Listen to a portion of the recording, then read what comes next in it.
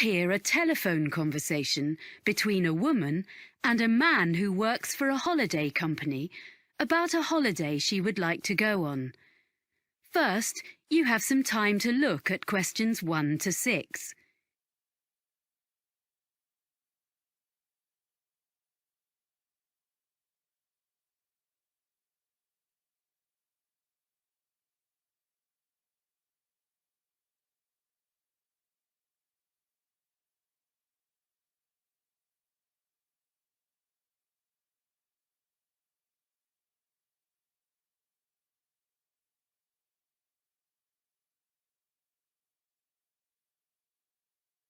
You will see that there is an example that has been done for you.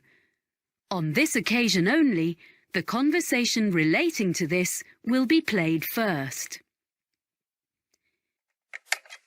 Holidays for you. Sean speaking. Can I help you? Oh, hi. I've been looking at your website. I'm interested in a cycling holiday in Austria in April. We have 2 trips in April. One lasts 14 days and the other 10 days. I think the 10-day trip is better. So let's see. I've got a calendar here. What are the dates? The length of the trip that the woman chooses is 10 days, so 10 has been written in the space.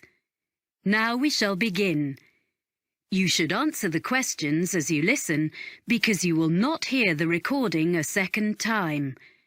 Listen carefully and answer questions 1 to 6. Holidays for you. Sean speaking. Can I help you? Oh, hi. I've been looking at your website. I'm interested in a cycling holiday in Austria in April. We have 2 trips in April. One lasts 14 days and the other 10 days. I think the 10-day trip is better. So let's see. I've got a calendar here. What are the dates? Well, that trip is in the middle of the month. It starts on the 17th of April and it finishes on the 27th. That suits me. I can't leave work before the 10th of April. Let me see if there are any spaces. Is it just for yourself? Myself and my sister, so 2 of us. Yes, we have spaces. Is it a big group? At the moment, there are 12 people booked on this trip, and with you 2, that will be 14. The maximum number is 16, so it's almost fully booked. We can't go over that because it's hard to keep a larger group together. I need to check that I'm fit enough for this, but the distances look okay. The website says we'll ride approximately 45 kilometres a day. Is that right? That's correct, and I've got the exact distances here. It really depends on which part of the trip. Some days are only 35 kilometres, and some are more.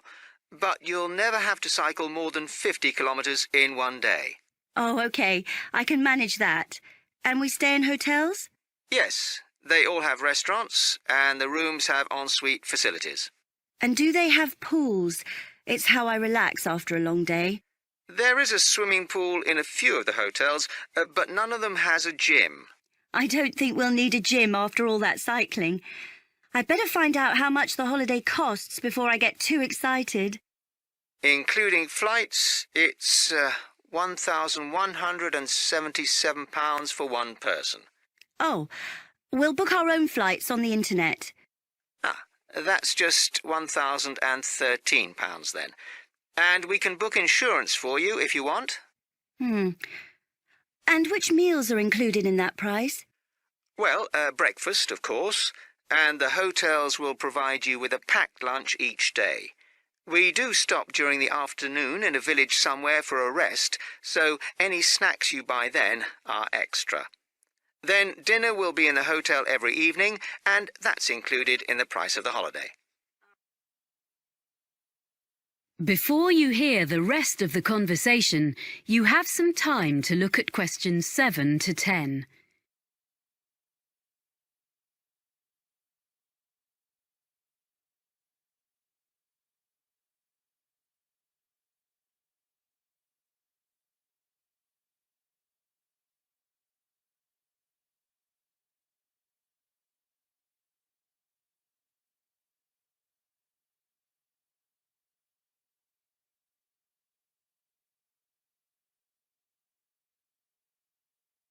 Now listen and answer questions 7 to 10. And you provide the bicycles, of course. What else? A lock and a bell come with the bike, as well as lights, although you shouldn't need to cycle in the dark. There's a small bag, or pannier, on the front of the bike, where you can put the things you want to take with you during the day, like water or fruit. But we won't allow you to cycle unless you bring a helmet.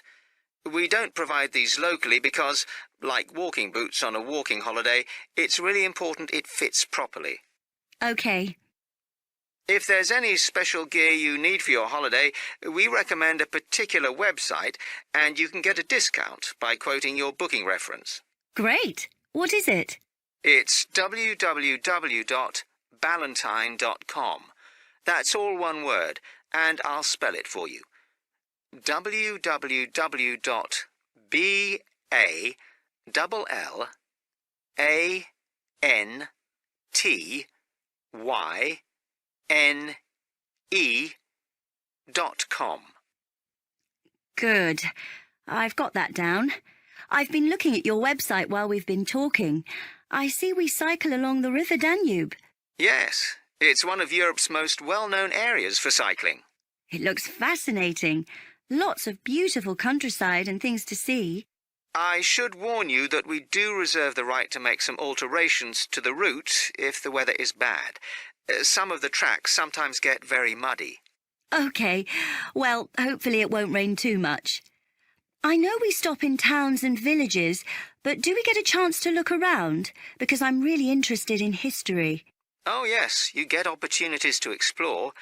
Is there something in particular you want to see? There's a theatre in a town called Grine. A friend of mine went there last year and said it was amazing. Let's see. Yes, there's a guide who'll take you round the building. We don't have any other tours arranged, but you can visit several castles and museums on the holiday. Well, thank you for all that information. I'd like to book that then. Right. Well, I'll just... That is the end of section 1. You now have half a minute to check your answers.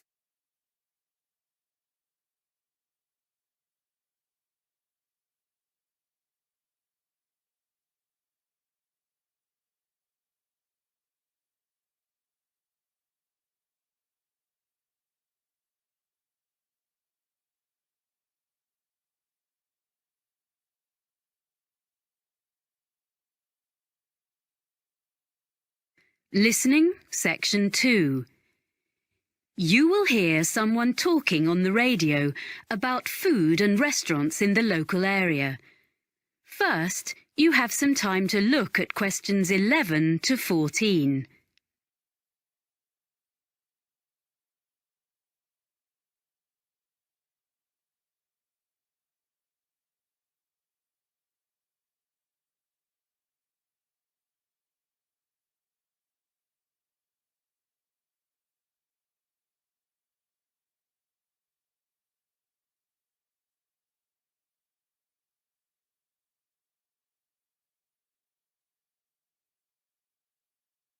Now listen and answer questions 11 to 14. And now we have our Know Your Town section, where we look at what's on offer in our area. Today, John Munro is going to tell us about local food and eating out. John. Well, most of us buy our food in supermarkets these days, but we're very lucky having a wonderful market here. It was originally on the piece of land in front of the cathedral, but at the beginning of the 20th century, it was moved to a site by the river. When the new shopping centre was built in the 1960s, it found a home beneath the multi-storey car park, where it still is, but there are plans to move it back to its previous home by the river. The market is now open 6 days a week. On Tuesday to Saturday, you can buy fresh fruit and vegetables, meat and cheese from the area, as well as a whole range of imported produce. But if you come on a Sunday, you'll find a different market, where craftspeople sell what they have made, things like bags, cards, clothes. During the week, there are a few stalls selling more everyday utensils like saucepans and cleaning products alongside the fruit and vegetables, as well as one new stall selling antique furniture, which is proving to be very popular. People often ask what our local dish is.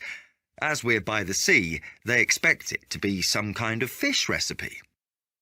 Our fish is good, of course, but there isn't one particular dish that stands out. What we do have is an apple cake that isn't really made anywhere else. There's a new cafe in the high street, Barton's, which bakes them fresh every morning and serves them with delicious homemade ice cream in a choice of flavours. Now, the harbour is obviously the place to buy fresh fish. Every morning there's a stall where local fishermen sell a selection of the day's catch before the rest goes to London or abroad. They've been doing that for as long as anyone can remember, of course, but the harbour itself looks very different from a few years ago. Most of the restaurants used to be at the far end, but that part was redeveloped and the restaurants had to relocate to the other end. Many of them are simply the old ones in new premises, but a couple of new ones have opened recently, so there's a good range now, both in the harbour and the town itself. I'm now going to give you my top 6 places to eat in different parts of the town. Before you hear the rest of the talk, you have some time to look at questions 15 to 20.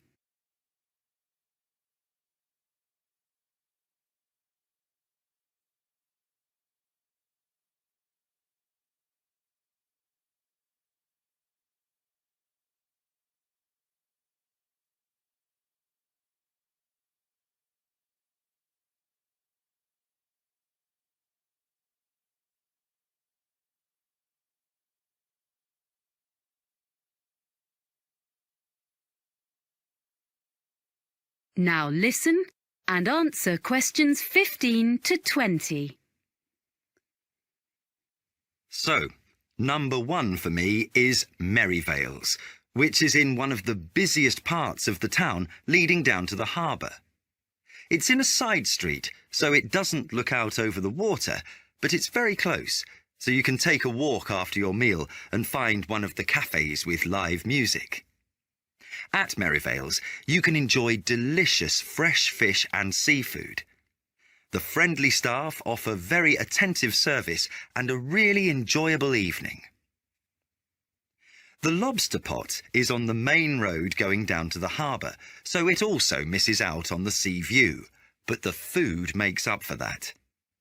It serves a huge range of fish and seafood, as well as vegetarian and meat dishes, so there's something for everyone. Prices are from mid-range to fairly expensive, so it's really only for a special occasion. Ielts is in the city centre and is a very upmarket restaurant in the evening, but during the day it serves lunch and coffee. It's on the 20th floor above some offices, and it's a great place to sit for a while, as you can see most of the city spread out from there. It does get very busy though, and you may have to wait to be served. Not far from the city centre is the Cabin, which is on the canal bank. You can't park your car there. It's a 15-minute walk from the nearest car park, but it's very peaceful. A good place to relax away from the traffic. It's not cheap, but it's an ideal place for a long lunch. The Olive Tree is a family-run restaurant in the city centre offering beautifully prepared Greek dishes. It's well known locally and very popular. Service can be slow when it's busy, as all the food is freshly made. There's plenty of room, and on Friday and Saturday nights, the wooden floors resound with live music and dancing, which is certainly worth going for. The last place I want to recommend has only just opened in a converted school building.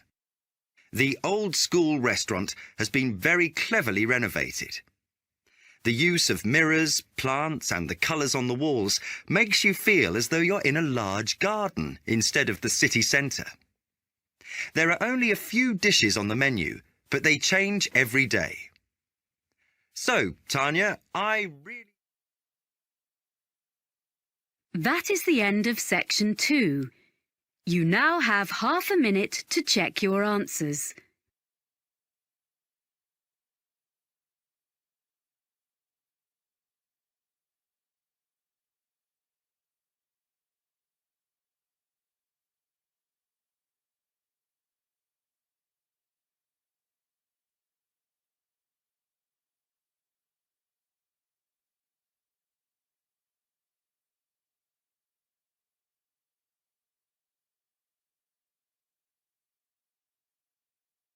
Section 3. You will hear 3 students on a media studies course talking about a film they are planning to make. First, you have some time to look at questions 21 to 26.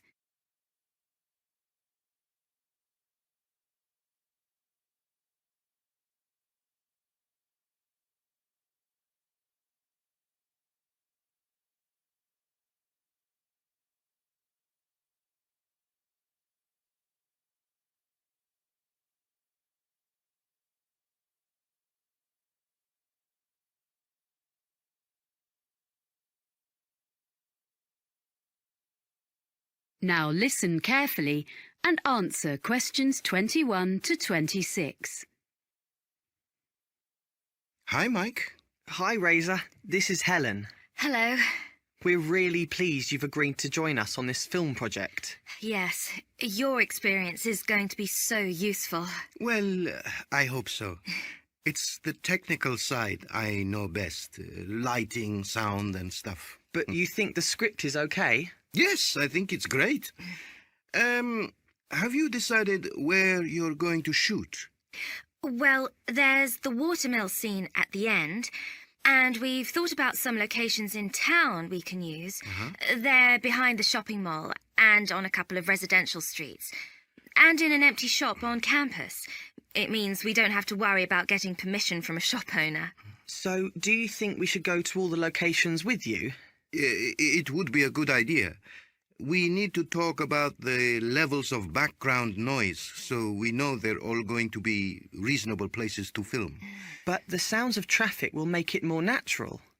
I think Razor means things like aeroplanes, trains and so on that would mean we have to stop filming. Exactly. And also, I'll make notes for myself about what lighting I'm going to need. I think the university department has a good range of equipment, but I'll need to make a list for each location for my own reference. Anyway, once we've had a look round, you can do the roadworks check. What do you mean? You need to find out about building work or road works, because you could start filming one day and come back in the morning to find one of the roads has been dug up.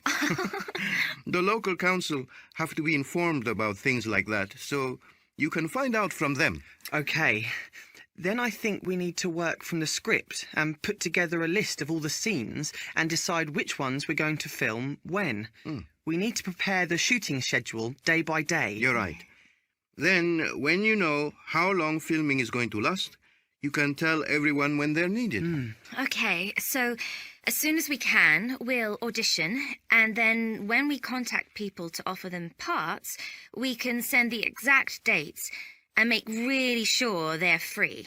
Because often the actors are all enthusiastic, but then when you try to pin them down about whether they're really free at that time, you find they've got exams or something, or they're off to a festival just before, and you have to rush about looking for replacements. Then we need people who can take over the main parts if one of our stars falls ill or something. Yes, I agree. So offer the main parts to the people we really want, and then look at other volunteers who were okay. Yes. We can select the understudies once the main roles have been confirmed. So, once we've got that sorted, and we've held all the rehearsals of the main scenes, we'll be ready to start filming. Yes, that sounds good. Anything else? Well, just housekeeping, really. We don't actually need costumes because actors will wear their own clothes. My family has agreed to lend us some pieces of furniture which we need, so we'll go and fetch those the weekend before we start. We'll provide food and drink during shooting, so I'm going to borrow some cool boxes. And I've got a little van. Most of the locations are within walking distance of the halls of residence anyway. The only one further away is the watermill. Ah, yes. Can you tell me about that? OK. Hang on a minute. I'll get my notes. There's a plan in them. Before you hear the rest of the conversation, you have some time to look at questions 27 to 30.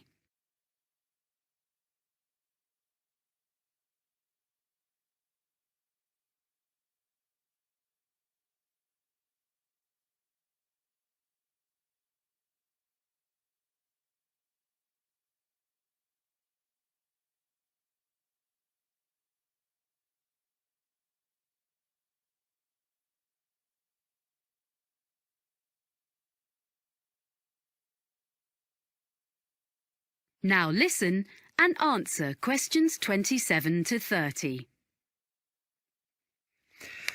Here's the mill. You see, basically you have a vertical water wheel which was used to power the grinding stones. It sounds really interesting. Will we film inside? Yes, that's where the final scene between the girl and the man takes place. Our plan is to fix one camera outside by the window next to the door to film through the window, and then have another handheld camera inside the mill. That means we can get two views of the same scene. We were going to do something using a mirror, but we decided that would be too complicated. Yes, by doing it that way, all we'll need is lights on the inside, next to the wall behind the wheel, which can shine across to the opposite wall. Will that give enough light? I think so, because the scene is in the evening. It shouldn't be too bright. The actors will be carrying torches too. And we'll have an old screen made of wood just inside the door, because it's a new door and it'll look wrong. The lights won't shine directly on it, so it'll be fine. So you won't actually show the door open? No. There's a huge box on the floor against the wall farthest from the wheel. We'll see the girl approaching the mill on her bike. Then we see through the window and the man is inside looking at it. Then the next shot is the girl in the room with him opening the box. So it'll be a mysterious ending. Yeah. Well, I think it's going to be a great project. Good. Thanks. That is the end of section 3. You now have half a minute to check your answers.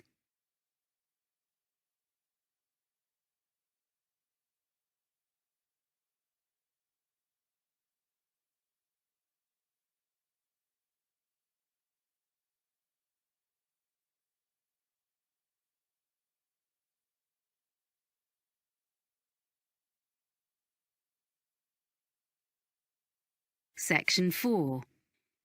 You will hear part of a lecture about exotic pests given as the introduction to a course on ecology and environment. First, you have some time to look at questions 31 to 40.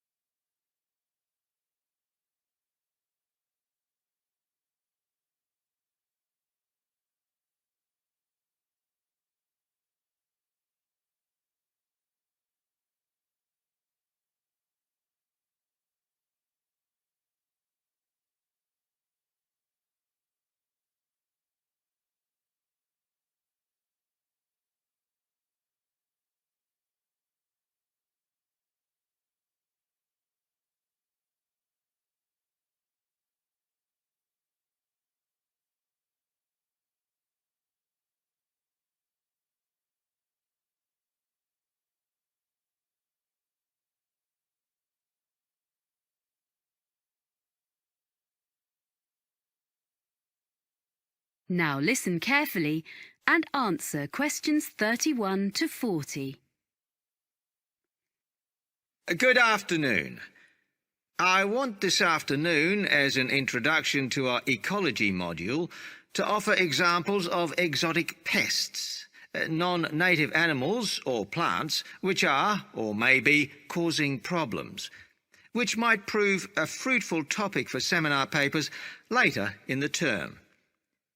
People and products are crisscrossing the world as never before. And on these new global highways, plants and animals are travelling too. Exotic plants and animals are turning up in Antarctica and on the most remote islands on Earth. For example, the Australian red-backed spider. It's made its way to countries fairly near home, such as New Zealand and Japan, as some of you may know.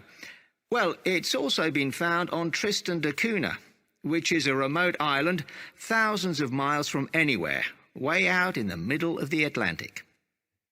Now, another famous animal invader in the other direction, so to speak, from England to Australia in the southern hemisphere, is the rabbit. This was in 1830, and it might seem less of a threat, but it became an extraordinarily destructive pest. The fact that rabbits increased so rapidly is perhaps more understandable when we remind ourselves that they had originally been introduced to England from continental Europe 8 centuries earlier. This was because they were regarded as a luxury food source, and in spite of having warm fur, they probably originated on the hot, dry plains of Spain, which of course explains why they thrive in the climate of Australia. A much less cuddly example of a pest introduced to Australia, this time from America, is fire ants. These are increasing and spreading very fast. Their huge nests can now be found in gardens in the city of Brisbane, and they are costing the Australian government a great deal of money in control measures. These were an accidental introduction, rather than a deliberate one, brought to Australia, probably in horticultural imports or in mud on second-hand machinery. As a biologist and conservationist, I have become increasingly concerned about these matters. Exotic invasions are irreversible and deserve to be taken more seriously, even when they aren't particularly damaging. For example, something that is not necessarily a major disaster compared to other ecological experiments.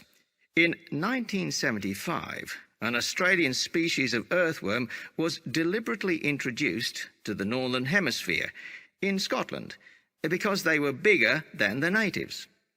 The aim was that they would be more effective than native species, but in fact they don't do more for the soil condition than the smaller locals which they displace. Although they don't do a lot of harm, as far as we know up to now, this will probably prove to have been a mistake. A much more serious case, also in Scotland, as well as other countries, along with the latest victim, Iceland, is the New Zealand flatworm. This is a most unwelcome newcomer in these regions of northwest Europe. Basically, this flatworm came into these countries by accident. It's now been realised that it was actually carried in the plant pots containing exotic ornamental shrubs and so on, and as it eats local earthworms and doesn't benefit the local ecology in any way, it is a real pest. Next, there's a further instance, this time in the water, and it's come from Japan. It's a delicious but very fast-spreading seaweed, and is one of many exotic species, large and small, in the seas covering the rocks around Australia. Unfortunately, it is replacing indigenous seaweeds and permanently altering the ecosystem.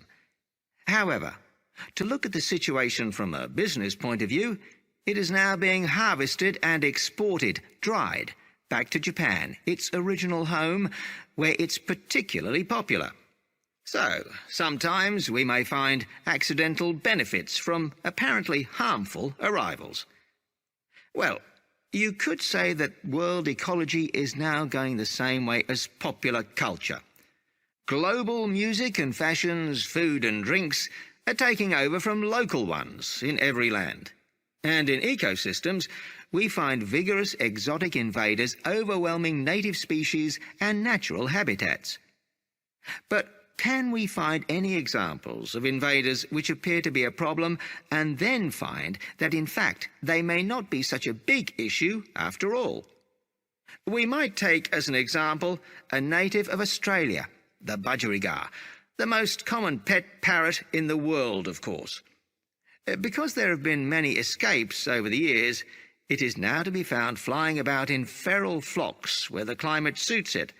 So, these flocks of budgerigars have been getting very numerous in the southeast of the United States, particularly in residential areas. People have been getting quite worried about this, but it has been observed that the size of the flocks has diminished somewhat recently. The fact that they are smaller is thought to be due to the fact that new competitors for their habitat have arrived from other places. That's the last example for now. What I'd like you to consider is this. Is the planet Earth moving towards a one-world ecosystem? How far would it be a wholly bad development? That is the end of section 4. You now have half a minute to check your answers.